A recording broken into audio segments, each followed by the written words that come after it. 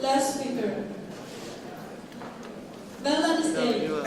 Teaching tips I learned unofficially. Teaching tips I learned unofficially. Melenie Steyn.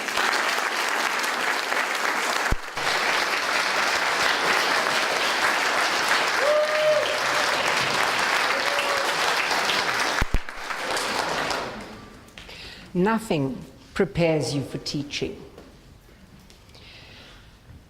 Not your diploma, not your degrees, nothing prepares you for teaching. Madam Chair, honoured guest of honour, fellow Toastmasters and valued guests, I can only shake my head when I look back many decades to when I left university with degrees and a teaching certificate and too much self-confidence. And I have a confession to make. I happen to be born white in apartheid South Africa. I was indefensibly privileged, and in my 20s, let me admit, I was actually arrogant. So I went into my first teaching job so sure that it was going to be a piece of cake, and I have to say in my own defense that I didn't go into the well-equipped white schools. My heart was in the right place. I did go to the so-called colored school, and I wanted to do my bit. I taught my heart out, and the time came for me to give my first test. When I marked them, my heart fell into my boots. And I came into the staff room the next morning, and I talked to the friend I had made. Now tonight I'm really telling you about the 3 people, amazing, astonishing people, who helped me to climb down off my arrogant perch. And the first one was my friend in the staff room. His name was Will Janari. Janari was a reflection of his slave ancestry. He was a big man, tall, broad, with a huge spirit and a booming voice. And I said to him, Will, they didn't know this and they didn't know that, and I told them.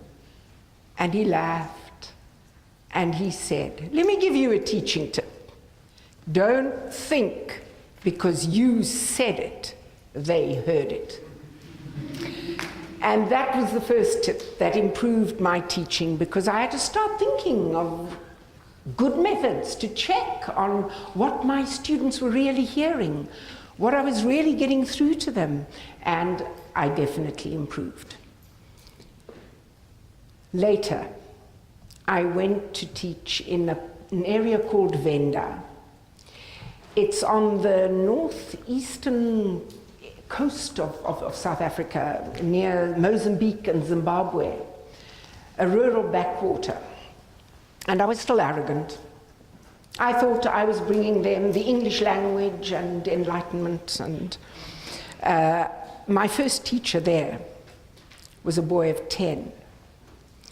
His name was Mukoni, and he told me a story one day. He said that he had failed a math test, and the math teacher was so bad, the rest of the class also failed.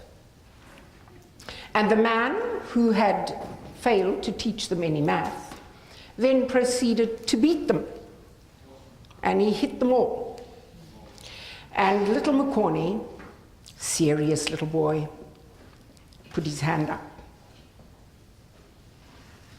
Sir, why did you beat me? Because you didn't know your mathematics. And sir, now that you have beaten me, do I know my mathematics? Wow, that's what I thought. I thought, wow, Mukoni, 10 years old, thank you. I also disagreed with corporal punishment, but I had never thought of such an eloquent, elegant way of fighting it. And such a brave way too. Still in Venda, my third teacher was a man with a wonderful name of Rashaka Rachitanga. He was 50 years old. He was greying, his beard, his hair, small of stature, huge of spirit, wise and eloquent. And through no fault of his own, he had been to school until he had passed grade 10. People, however, were earning doctorates analyzing his poetry, because he was a published poet, and it was beautiful stuff. I read the English translations. And Rishaka was invited by the education authorities to teach a grade 4 class. They were short of teachers, and although he had no qualifications, he was a published poet. And they said to him, please, will you take this class for 1 year? So he did.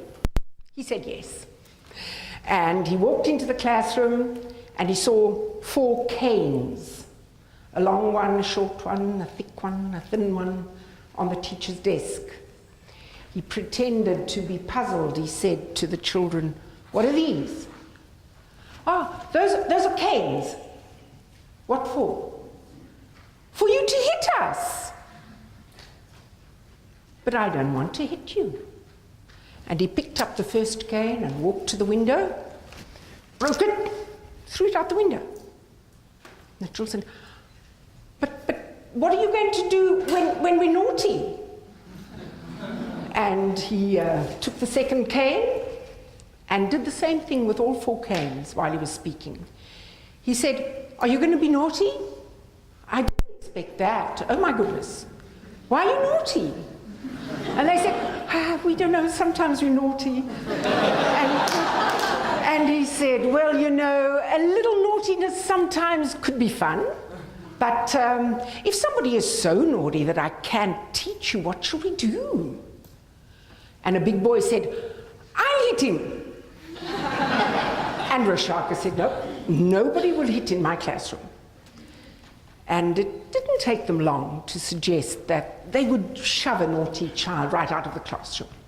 And Rishaka said, great, until he wants to be good, then he can come back.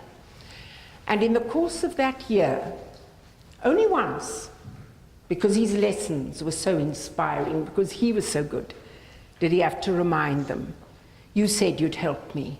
And they pushed one naughty boy out of the door. And I learned from him, respect your students, trust your students, give them freedom. And that made me into a teacher.